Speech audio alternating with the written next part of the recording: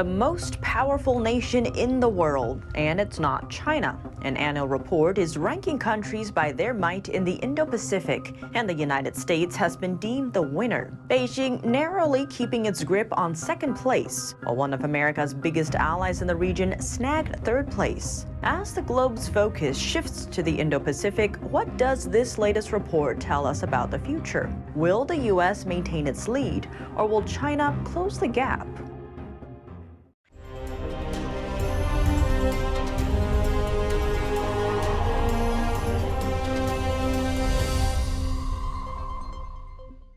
Welcome to China in Focus. I'm Tiffany Meyer. An annual report is ranking the most powerful countries in the Indo-Pacific.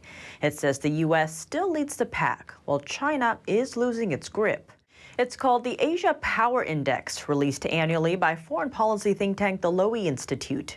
Washington comes in at first place for 2022, with the report citing its strong military capabilities, defense networks, and cultural influence on the region. Looking at second place, Beijing had been gaining ground since 2018, helped by its status as the largest trading partner for most of the region's countries. But that economic power saw huge setbacks once the pandemic broke out, driven by a strict zero COVID-19 policy. Further down the list, Japan takes third place, having strengthened its military power within the last year. But the nation still suffered setbacks linked to its weak GDP growth and aging workforce.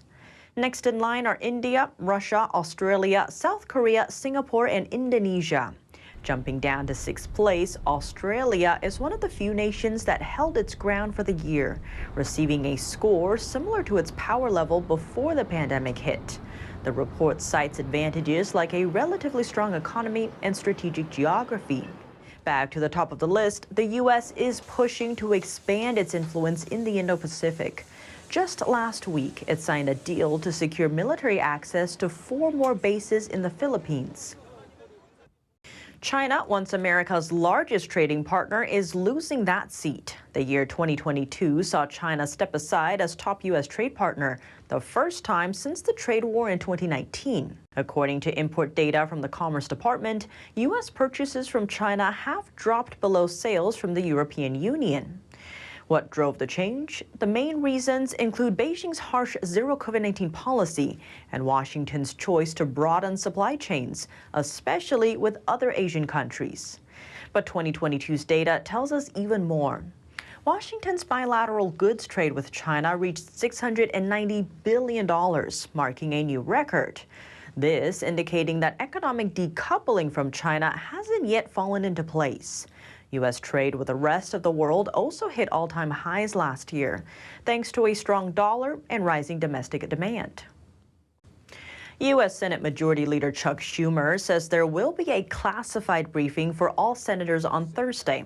They will discuss the Chinese spy balloon that flew across the country last week and was shot down over the weekend.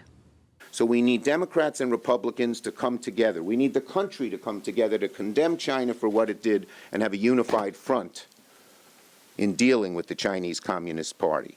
Our military and our surveillance NSA didn't know about them till last year. 3 of them went over when Trump was there. But you can't blame Trump because he didn't know of them. They didn't know of them then. We're just learning of them. On Monday, a Pentagon general said 3 other suspected Chinese spy balloons previously flew over the U.S. under the Trump administration, but they weren't detected because of a, quote, domain awareness gap. NTD's Arlene Richards reports. After a U.S. Air Force jet shot down a suspected Chinese spy balloon on Saturday, Republican lawmakers criticized President Biden for not shooting it down before it traveled across the U.S., saying it showed a sign of weakness. But on Monday, Pentagon General Glenn Van Herk, the commander responsible for providing air and missile defense, said 3 Chinese spy balloons came into U.S. airspace during the Trump White House, but they were undetected. He said during an off-camera briefing that his command didn't detect balloon threats under the Trump administration due to a, quote, domain awareness gap. He declined to go into further detail. A senior administration official told CNN on Sunday that the 3 balloons were detected after former President Trump left office. Trump responded on Truth Social. He said no balloons from China flew over the United States in any way, shape, or form while I was president. If they did, we would have shot them down immediately. Trump's former national security advisor said on Monday he was stunned by what the Biden administration is saying. One official told Fox News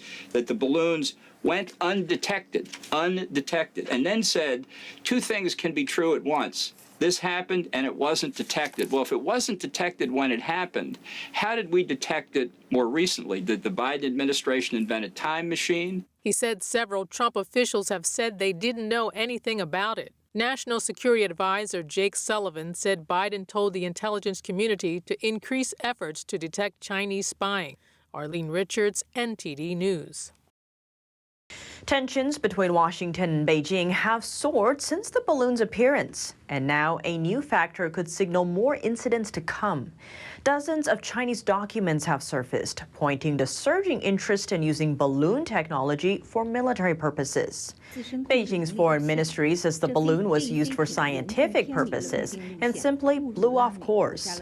But publicly available papers reveal a recent argument from Chinese military researchers.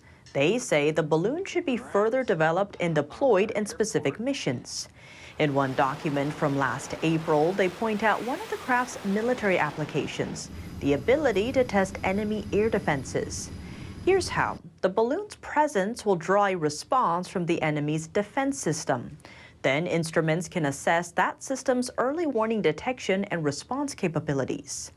That paper and several others also signaled Chinese interest in how the U.S. and other nations used military balloons in the past, and how China could close that technology gap.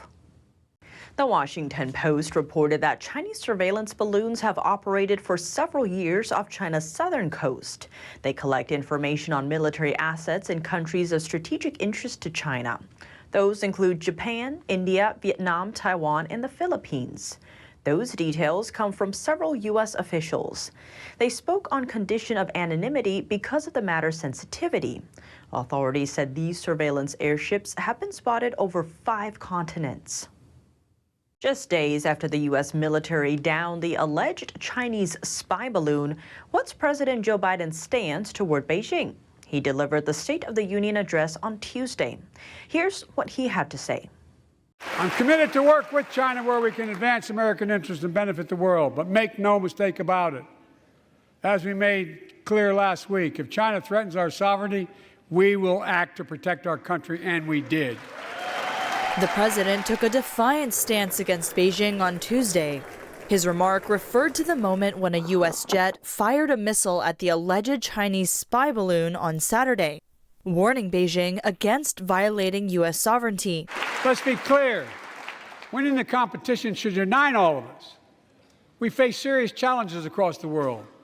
That's in what Biden termed as America's competition, not conflict with China. The same term came out of his meeting with Chinese Communist leader Xi Jinping last year on the sidelines of the G20 meeting in Indonesia. But I will make no apologies that we're investing to make America stronger.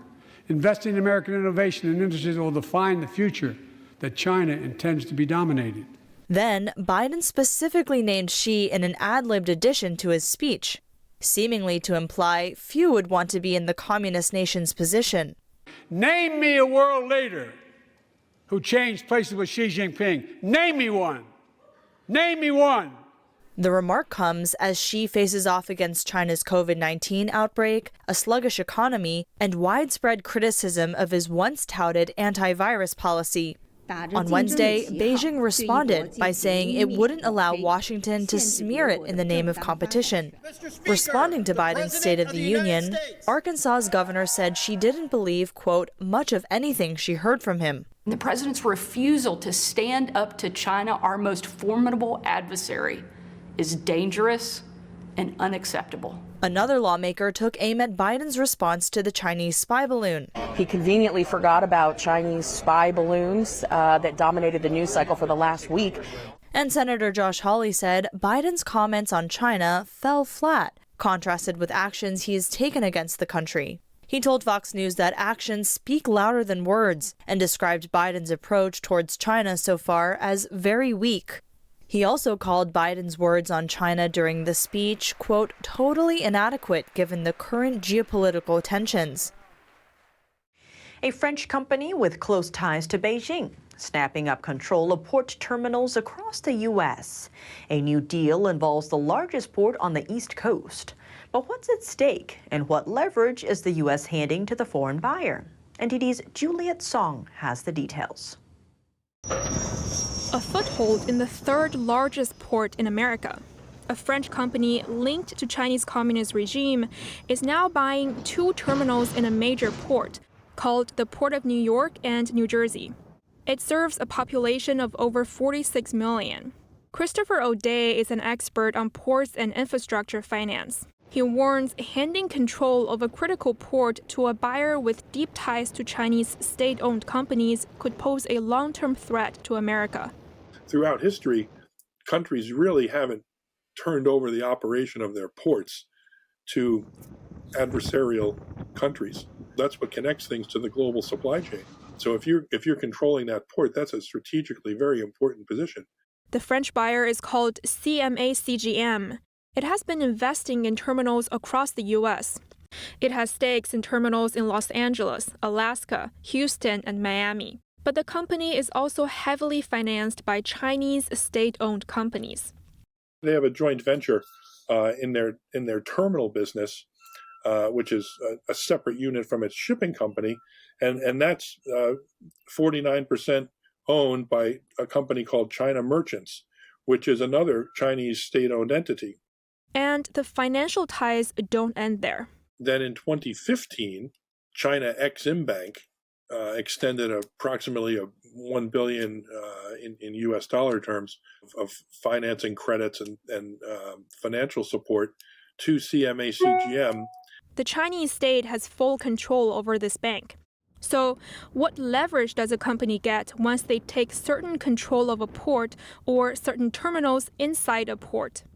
He explained that operating a port is no simple matter. For it to run smoothly, it needs to be plugged into the local infrastructure system. You are working with the local officials all the time about major economic and financial decisions about where to put electricity lines, where to put highways, where to put train lines. You now have a seat at the table where political and economic decisions are made. Influence aside, O'Day said ports can provide nearly perfect cover for cyber espionage. So you've got a lot of information coming through a port on digital communication networks. And there are ample ways that you can assign personnel, that you can plug in various electronic and kind of cyber listening posts.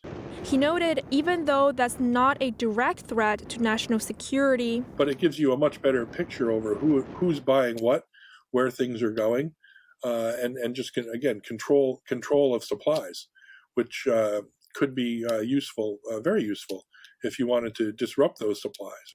And if the U.S. were to get into a conflict with China over Taiwan or disputes over the South China Sea, the situation could be leveraged.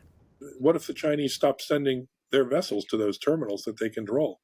They don't want to let them load goods in China or Asia at ports that China controls and bring them to Los Angeles or New York or Long Beach. You could see a disruption in essential supplies. Here's an example. In the early days of the COVID-19 pandemic, China threatened to cut off medical supplies to America following Washington's criticism of Beijing. The Chinese said, you need a lot of pharmaceuticals and things from us. That's the ultimate economic and political lever that they have by acquiring all of these ports. NTD reached out to CMA-CGM for comment but did not immediately receive a reply. Now, Chinese companies hold stakes in almost 100 ports around the world, and Chinese military ships have made port calls in over 30 of them. And it seems Beijing's plan doesn't stop at ports. China has also been increasing its control over global shipping lanes. The world's container shipping lines are organized into 3 large alliances. And one of them is controlled by China's state-owned company, COSCO. He said there's a chance Beijing could weaponize its control of the trade logistics network. If you control the product manufacturing and the distribution over the ocean routes, and you also control the terminals where the goods are delivered to the end market, that gives you a significant level of control over supply lines. O'Day urges the U.S. to restore its ability to move its own goods. There needs to be a reliable source of global ocean transportation that is not subject to leverage or pressure through embargo threats or market access threats that the Chinese could do to most of the other countries. So that is a major strategic gap. He added it's a multi-decade approach, but at the moment, he doesn't see an appetite for the strategy. Juliet Song, NTD News. NTD reached out to a U.S. government agency for comment about the deal. The agency is called the CFIUS. It's part of the Treasury Department and reviews foreign investment deals in the U.S. A spokesperson from the Treasury Department told NTD that the agency does not publicly comment on transactions that it may or may not be evaluating. India is banning more than 200 foreign-based apps. The programs offer illegal gambling and loan services, and most of them have ties to China. Based on multiple media reports, India's Ministry of Electronics and Information Technology has launched the process to ban 138 gambling apps and 94 loan lending apps. They allegedly contain materials harmful to India's sovereignty. Authorities said these apps were operated by offshore entities, including Chinese, and that they pose a threat to India's economic stability. India's Home Affairs Ministry prompted the ban. That's after it probed reports of suicides related to the apps. It also received complaints that users were harassed after failing to repay loans from the apps. India has banned 267 Chinese apps since summer 2020, including TikTok, Baidu, and WeChat Work. The ministry has yet to reveal the names of the latest round of blocked apps. That's all for today's China in Focus on YouTube. We're now sharing a shortened version of our program here after being demonetized for 2 years. Here's what's coming up in our second half. We zoom in on U.S.-China relations following President Biden's State of the Union speech. Has the Chinese balloon changed our approach? And what should our China policy look like going forward? We hear from Steve Yates, former Deputy National Security Advisor at the White House, for his thoughts. The full episode is available on our partner platform, Epoch TV. To sign up, click the link down below. Thanks for watching China in Focus. I'm Tiffany Meyer. See you tomorrow.